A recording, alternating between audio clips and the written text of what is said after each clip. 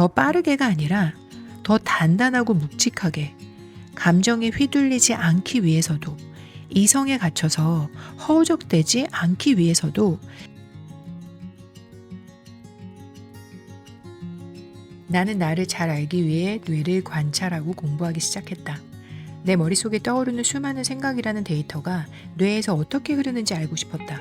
우리는 늘 생각을 한다. 그 생각 속에는 수천, 수만 가지 온갖 것들이 존재를 한다. 번뜩이는 아이디어, 공부나 일을 어떻게 하면 좀 더 효율적으로 잘할 수 있을까? 행동으로 바로 옮기려면 어떤 생각이 먼저 선행돼야 할까? 부터 오늘 뭐 먹지? 지금 이 불편한 순간을 모면하려면 어떻게 해야 하지? 등의 아주 다양한 생각까지 말이다. 그래서 생각이라는 전기화학적 에너지가 뇌에서 만들어지는 구조를 이야기해 보려 한다. 뇌는 이성적 사고와 감정적 사고를 완전히 분리해서 작동하지 않는다. 즉, 감정은 편두체와 해마 등의 변형계에서 담당을 하고 이성은 전전두엽에서 담당을 하는데 뇌로 정보가 들어오면 이 둘의 영역은 항상 상호작용하며 일을 한다. 뇌의 작동 원리에 대해 글을 쓴다고 가정을 해보자. 글의 주제와 개요를 잡고 그 개요에 따라 뇌과학적 지식을 찾아보고 공부하고 내가 이해한 방식으로 다시 정리를 하고 개념을 구조화하는 과정. 이건 명확히 이성적 사고의 흐름이다. 즉, 전전두엽이 풀 가동된다는 거다. 그런데 여기서 중요한 감정적 사고가 개입될 수 있다는 것이다. 만약 조급함이 생겼을 때 빨리 이 컨텐츠 끝내고 개조하고 싶어. 이런 식으로 감정이 개입되기 시작을 하면 불안해서 급하게 정리를 하게 된다. 그렇게 정리한 내용은 결국 내 만족도가 떨어지게 되고 이로 인해서 스스로 실망감을 떠안게 되기도 한다. 이것이 이성적 사고 흐름 뒤에 늘 존재하는 감정적 사고가 개입되는 순간이다. 이는 감정이 사고 흐름을 지배하게 될 수도 있다는 거다. 반면에 글을 쓰거나 일을 할 때 진짜 내 뇌를 건강하게 유지하려면 이성이 주도권을 가진 상태여야 한다. 내가 이해한 만큼만 글을 쓰자. 또는 아직 내 스스로가 명확하게 이해되지 않았다면 일단 좀 더 파고들어보자. 내 만족도가 대략 한 90% 정도 되면 그때 다시 글을 정리해보자. 등 이런 식으로 감정 개입이 최소화될 수 있도록 하는 것이다. 이 최소화된 감정은 결국 동기와 내적 기준으로 작동을 하는 것이고 실제로 사고 작업은 이성이 수행하는 상태이다. 결론적으로 내 기본 사고 흐름을 바꿀 수 있다. 단, 깊은 사고가 필요할 때 내 생각을 자동 사고 흐름에 맡겨서 습관적으로 해오던 대로 계속 실행하고 빠르게 처리하기만 하면 사고 체계는 바뀌지 않는다. 내가 생각하는 깊은 사고란 한마디로 수직적 사고인데 본질에 가깝게 질문하고 또 질문해서 내가 이해됐을 때까지 생각을 깊이 있게 해내는 사고이다. 예를 들어서 뇌의 연료는 뭘까? 일단 산소를 제외하고 포도당과 케톤체이다. 뇌는 에너지로 왜 포도당과 케톤체를 사용을 할까? 뇌가 사용하는 연료인 포도당과 케톤체는 어떻게 다른가? 얼마만큼의 에너지를 내는가?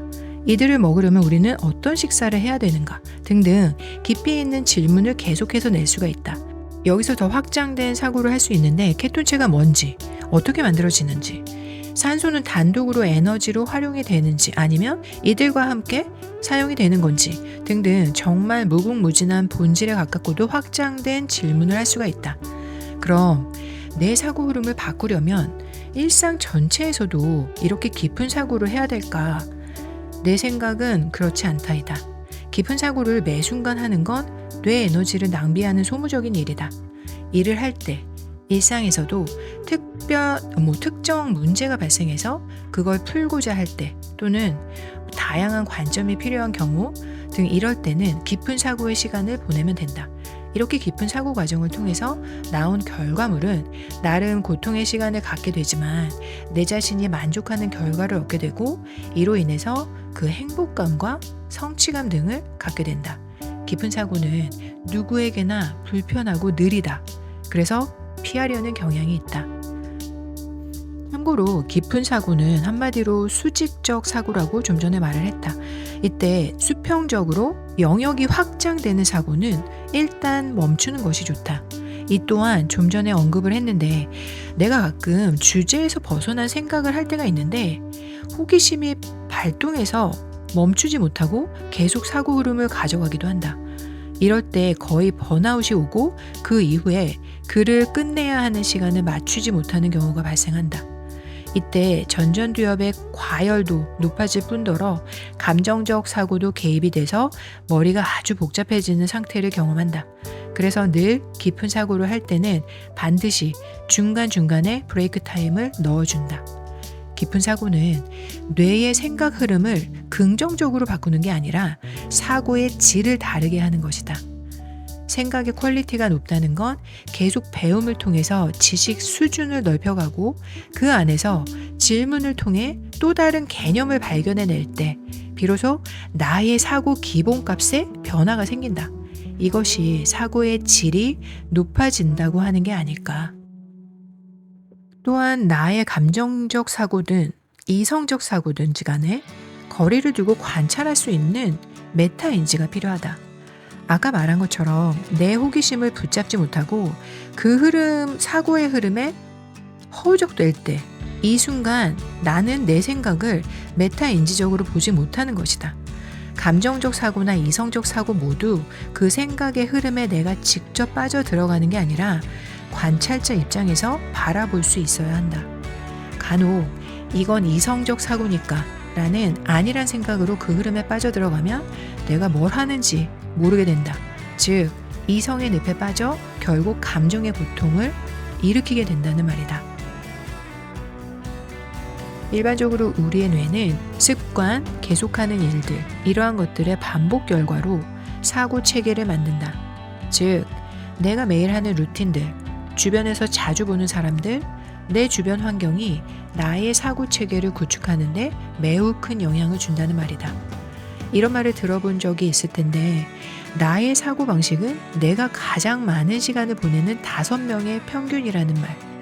나의 일상 습관, 가치관이나 세계관, 심지어 내가 가진 자산 등의 수준도 이 평균적인 사람들과 비슷하다는 말이다.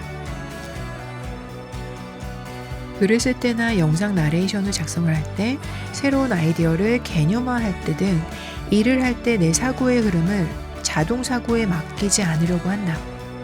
이미 굳어진 생각 패턴대로 처리하지 않는다는 말이다.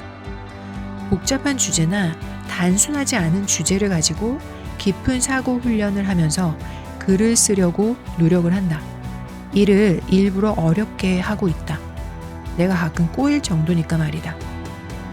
이런 선택들이 인생 후반부에 들어선 지금 나만의 루틴 철학을 만들어준 셈이기도 하다.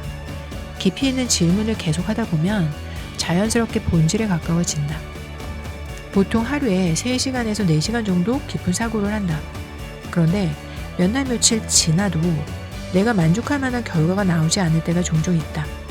그럴 때 내 감정 상태를 한 발짝 떨어져서 들여다보면 조급함이 있다.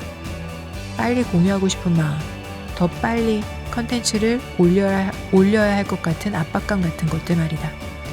예전 같았으면 이 감정에 그대로 휘말려서 깊은 사고를 포기하고 그냥 자동 사고에 맡겼을 것이다. 하지만 지금은 이 깊은 사고의 시간 자체가 나에게 생산성이자 사고 체계를 단단하게 만드는 훈련이 되고 있다.